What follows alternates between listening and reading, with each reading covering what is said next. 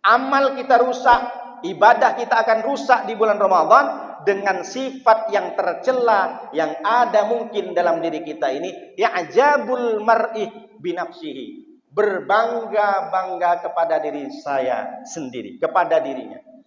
Kalau bukan saya itu Pak Ustadz, Masjid Baitul Salam tak berdiri Pak Ustadz. Kalau bukan karena saya Pak Ustadz, tak punya karpet masjid itu Pak Ustadz. Kalau bukan karena saya itu Pak Ustadz, anak yatim itu tak sekolah Pak Ustadz. Kalau bukan karena saya Pak Ustadz, tak ada di Arira Garden yang kasih beras Pak Ustadz. Itu karena saya. Saya Pak Ustadz. Semuanya itu yang dimaksud dengan ujub. Berbeda dengan sombong. Kalau sombong al-kibru bitrul haqqi. Sombong itu menolak kebenaran. Dikasih tahu ngeyel. Itu sombong namanya.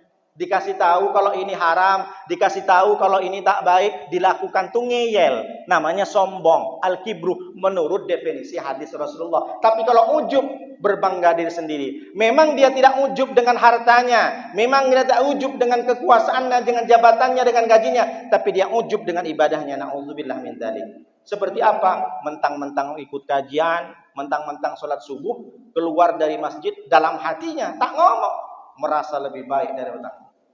Dalam hatinya dia tak sholat, lebih baik aku. Ini ujub, maka luntur semua amalannya. Adakah contoh Pak Ustadz di Al-Quran? Ada orang ujub dengan kekuasaannya. Fir'aun namanya. Allah binasakan, tenggelamkan di Laut Merah. Ana Rabbukumul A'la. Bukan hanya bangga dengan kekuasaannya, tapi dia sudah masuk ke tingkatan syirik. Apa yang dia katakan? Saya adalah Tuhan yang paling tinggi. Allah binasakan, tenggelamkan di Laut Merah. Sampai sekarang dijadikan ibrah, dijadikan peringatan kepada manusia, jasadnya masih utuh. Orang yang dengan bangga dengan kekuasaannya, karena punya jabatan, jadi manajer, kepala dinas, golongan 4, macam-macam, eselon berapa, bangga dengan jabatannya, dia akan dibinasakan sebagaimana Fir'aun. Itu gambaran. Ada yang kedua, berbangga dengan hartanya. Di surat Al-Qasas ayat 78, siapa dia? Qarun namanya. Apa kata Qarun? Innama utituhu ala ilmin indi. Al-Qasas 78. Sesungguhnya aku diberikan harta yang banyak karena aku punya ilmu dalam diriku. Tidak ada campur tangan Allah. Orang kalau sudah merasa kekayaannya berapa banyak, mungkin kebetulan dia tak ingat sama Allah. Aku sukses ini karena aku dari kecil sudah merintis usahaku ini. Kalau aku tak susah payah dulu, tak melas-melas, aku tak sukses.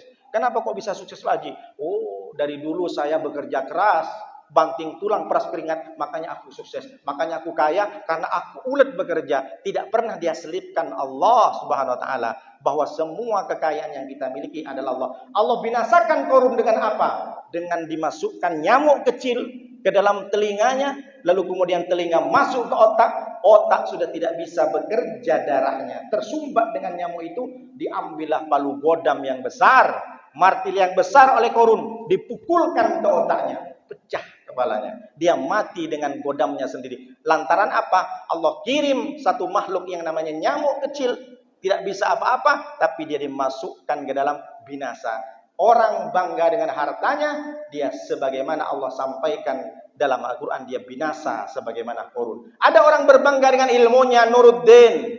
Jangan kau mentang-mentang ceramah, lalu kau ada rasa bangga ujub dalam dirimu, maka engkau akan binasa sebagaimana binasanya diberikan siksa Bal'am bin Ba'urah. Di surat Al-A'raf ayat 176, apa kata Allah? Walau syi'na la rafa'nahu biha walakinnahu akhlada ilal ardi wattaba'a hawahu. Kata Allah, seandainya aku berkehendak, Bal'am ini aku akan naikkan derajatnya. Bahkan Allah boleh jadi mengatakan seperti ini, bisa jadi Bal'am bin Ba'urah dia diangkat menjadi nabi. Tapi apa kata Allah? Walakinnahu, tetapi dia akhlada ilal ardi, dia lebih condong kepada dunia. Nah, dia lupa dengan agamanya. Akhirnya terlena, Allah turunkan azab namanya penyakit taun ke warga kota Madian. Dan termasuk si Bal'am, karena dia sudah berkhianat karena Nabi Musa, padahal dia soleh, dia berdoa kepada Allah, ya Allah mudah-mudahan Musa binasa dengan pengikutnya. Dikira doa dia sudah diterima oleh Allah, tapi tidak. Karena dia berdoa dengan keburukan, Allah berikan siksaan kepada Bal'am. Orang yang berilmu ujub dengan ilmunya, kiai ujub dengan ilmunya, ustadz berdakwah, penceramah, termasuk saya. Kalau saya ujub, maka Allah akan kasih siksa. Apa siksanya? Lanjutkan kalimatnya. Famathaluhu kamathalil kalbi. Dia diumpamakan sebagaimana anjing.